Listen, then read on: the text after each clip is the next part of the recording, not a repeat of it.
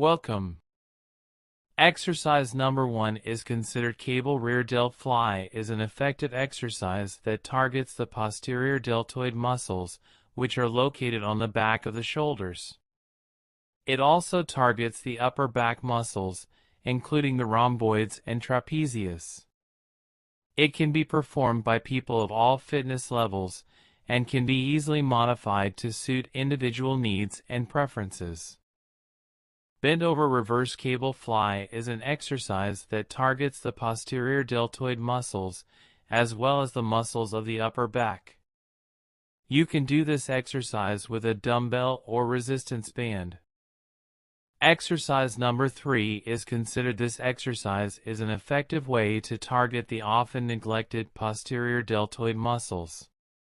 Since the direction of the movement is backwards, it is recommended to do this exercise with a light weight instead of lifting heavy. Exercise number 4 is considered half kneeling high cable row with rope is a compound exercise that primarily targets the upper back muscles, including the posterior deltoids. Start with a lighter weight and gradually increase as you become more comfortable with the movement. You can also perform this exercise standing up instead of kneeling, if preferred. Exercise number 5 is considered the 45-degree incline row is an effective compound exercise that primarily targets the upper back muscles, including the posterior deltoids. You can also do this exercise with a barbell instead of dumbbells, depending on your preference. Exercise number 6 is considered this exercise is an isolation exercise that targets the posterior deltoid muscles. Incorporating dumbbell lying one-arm rear lateral raises into your workout routine can help you to isolate and develop your posterior deltoids, leading to stronger, more defined shoulders.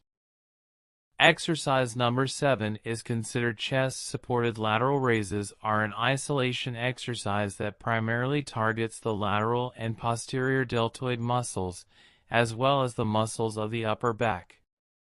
It's important to keep your chest and stomach pressed firmly against the bench throughout the exercise to avoid injury and maximize the benefits to your posterior deltoid muscles. Exercise number 8 is considered another effective exercise that isolates the posterior deltoid. Use a weight that is appropriate for your strength level and avoid using momentum to lift the weights. Keep your core engaged and your back straight throughout the exercise, and avoid arching your back or letting your shoulders hunch up towards your ears. Exercise number 9 is considered the barbell rear delt raise is a great posterior deltoid exercise that can help to build wider shoulders. Use a light weight to start, as this exercise can be challenging for the posterior deltoids. Focus on leading with your elbows, rather than pulling with your hands, to ensure that you are targeting the posterior deltoids effectively. Exercise number 10 is considered the Y raise is a posterior deltoid exercise that targets the upper back and shoulders. Keep your neck in a neutral position, avoiding any strain on your neck and upper traps. Use a light weight to start, as this exercise can be challenging for the posterior deltoids. Keep the movement slow and controlled, avoiding any jerky or swinging motions.